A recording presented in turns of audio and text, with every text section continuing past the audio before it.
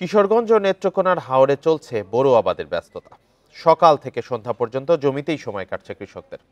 তবে উৎপাদন খরচ নিয়ে দুশ্চিন্তায় তারা। আবহাওয়া অনুকূলে থাকলে লক্ষ্যমাত্রার চেয়ে বেশি ধান উৎপাদনের আশা করছে কৃষি বিভাগ।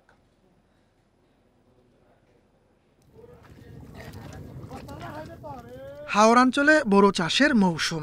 চাষিরা এখন ব্যস্ত চারা রোপণ ও জমি তৈরিতে। কিশোরগঞ্জের হাওরাঞ্চলে এবার 1,04,000 হেক্টর জমিতে আবাদের লক্ষ্যমাত্রা ধরা হয়েছে। এর মধ্যে প্রায় অর্ধেক জমির চারা রোপণ শেষ, বাকি অর্ধেকও হয়ে যাবে খুব দ্রুতই। তবে সার, ডিজেল, কীটনাশকের দাম বেশি থাকায় উৎপাদন খরচ বেড়ে যাওয়ার শঙ্কায় কৃষকেরা। 30 কাঠা ক্ষেত লাগাইতেছি, এখন সারের দাম বেশি, ডিজেলের দাম বেশি।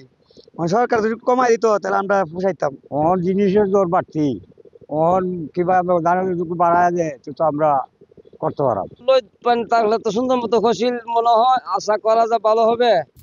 জেলায় এবার 7,88,000 মেট্রিক টন ধান উৎপাদনের লক্ষ্য ঠিক করা হয়েছে। কৃষকদের প্রয়োজনীয় পরামর্শ দিচ্ছে কৃষি বিভাগ।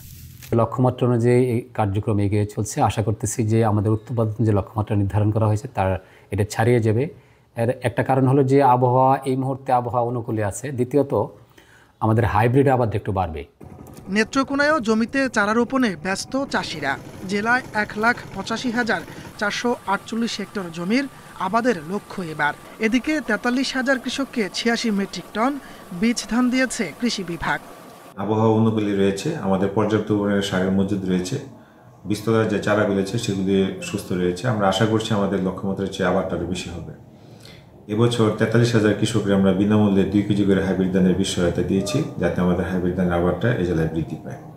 নেত্রকোনায় ধান উৎপাদনের লক্ষ্যমাত্রা ধরা হয়েছে 12,76,253 মেট্রিক টন। তাপস সরকার, ইন্ডিপেন্ডেন্ট নিউজ।